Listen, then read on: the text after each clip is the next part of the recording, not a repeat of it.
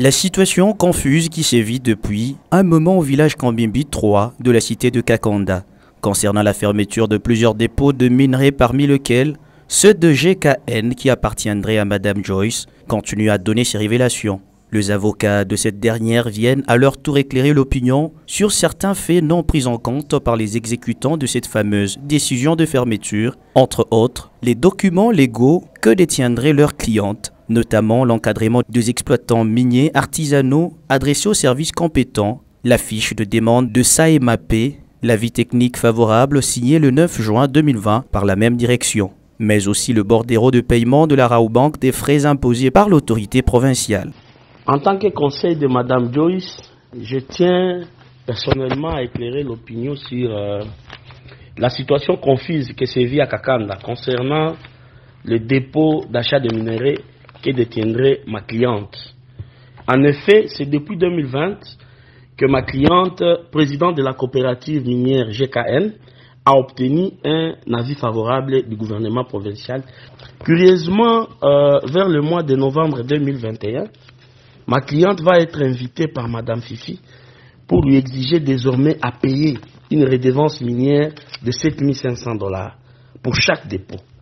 Et après plusieurs entretiens, Madame Fifi nous a obligés, je dirais même contraints, de verser cet argent dans un compte non autrement identifié où nous avions même versé une somme d'argent. Un montant évalué à 9 000 $ américains. Malgré ce paiement, le dépôt ont été fermés quand même. Le travailleur, quant à eux, se pose de questions sur ces comportements qui semblent être un règlement de compte de l'injustice notoire. On a été installé officiellement par le ministre des Mines, par le DIRCAB ministre des Mines. Et bon voilà, on ne sait pas si c'est des règlements de compte ou s'il n'y a pas continuité de l'État. Le gouverneur Mouyej nous a reconnus. Même Maman Fifi, elle connaît bien que cette coopérative existe. Je ne sais pas aujourd'hui comment ça va changer. On vient, on dit, bon voilà, il y a tel politicien désavoué, je ne sais pas, par son parti politique, que ceci, bon voilà, ça ne peut pas continuer à œuvrer dans la province, je ne sais pas. Donc nous ne comprenons rien. Tous ces services-là étatiques perçoivent de l'argent de ces dépôts-là. Comment vous allez me dire que ces dépôts travaillent dans l'illégalité? D'où est-ce que vous avez tiré cette affirmation? Donnez-moi la preuve. Prouvez-moi qu'il n'y a pas de division des mines là-bas. Parce que ces services, ils chargent des camions.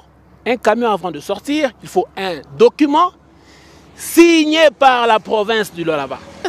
Si c'est une mafia bien organisée par le sommet de la province. Parce que les documents sont payés à la division des mines de la province du Lualaba. Ayant suivi le dernier reportage d'un journaliste qui serait envoyé pour salir leur boss, affirmant que Madame Joyce, leur patronne, bien qu'étant mariée, serait en train de s'amouracher avec le premier vice-président de l'Assemblée nationale. Les agents de cette dernière promettent de saisir la justice. Il affirme et atteste que notre responsable, Madame Joyce, est épouse du président Kabound. Peut-il nous brandir le certificat de mariage de Madame Joyce et Monsieur Kabound? Sans cela, nous allons nous référer au service compétent de la justice congolaise parce que nous nous disons dans un état de droit, nous allons porter plainte. La fermeture de ces dépôts est un coup dur non seulement à l'économie de cette cité de Kakanda, mais aussi dans la vie de Kolwezi parce que plus d'une centaine de personnes se trouvent au chômage. Ils s'insurgent contre le système de 2 poids, 2 mesures dans cette affaire. Effectivement, c'est 2 poids, 2 mesures. C'est 2 poids, 2 mesures parce qu'on ne comprend pas. Nous sommes nombreux, il y a plusieurs coopératives œuvrant dans la cité de Kakanda, mais il n'y a que la GKN qui a vu ce dépôt scellé. Nous, tout ce que nous avons déploré, c'est la manière dont ils ont procédé. Ils sont venus directement sceller les dépôts.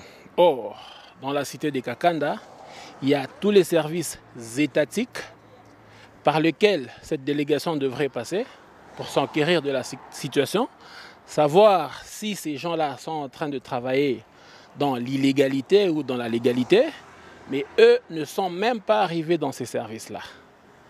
Ils sont arrivés directement à ces dépôts, ils ont scellé les dépôts sans même préavis, sans même convocation au préalable des responsables de ces dépôts-là. Se disant dans un pays de droit, on ne sait pas assister à une telle situation.